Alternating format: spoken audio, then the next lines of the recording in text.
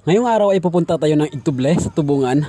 Galing tayo ng Aningalan dito sa San Remeo. Gusto ko lang ipakita sa inyo at i-update kayo dahil maraming nagtatanong sa akin tungkol sa sitwasyon ng daan dito. Ito kasi yung magiging bagong access road na magdudugtong ng Tubungan sa Iloilo at ng San Remeo sa Antique. Sa ngayon, meron pang mahigit kumulang 4 na kilometro na ganitong klaseng daan at talagang motor lang ang pwedeng makakatagos at medyo pahirapan kapag umuulan. Pero marami pa rin dumadaan dito sa ngayon. Yung mga galing sa Iloilo at gustong mamasyal sa Aningalan, tinaguri ang Little Baguio dito sa Antique. At ganon din yung mga taga-Antique na gustong pumunta ng Iloilo via Aningalan at Igtuble sa Tubungan.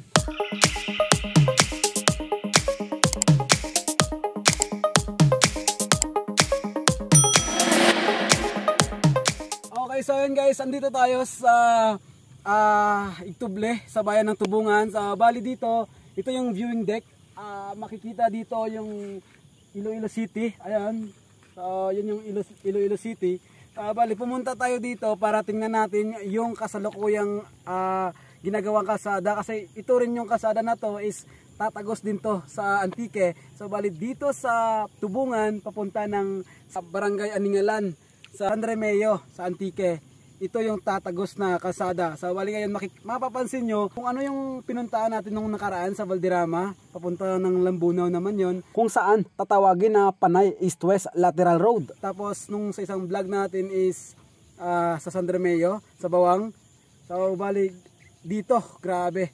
Mas mataas na kabundukan din dito yung dinadaanan ng kalsada.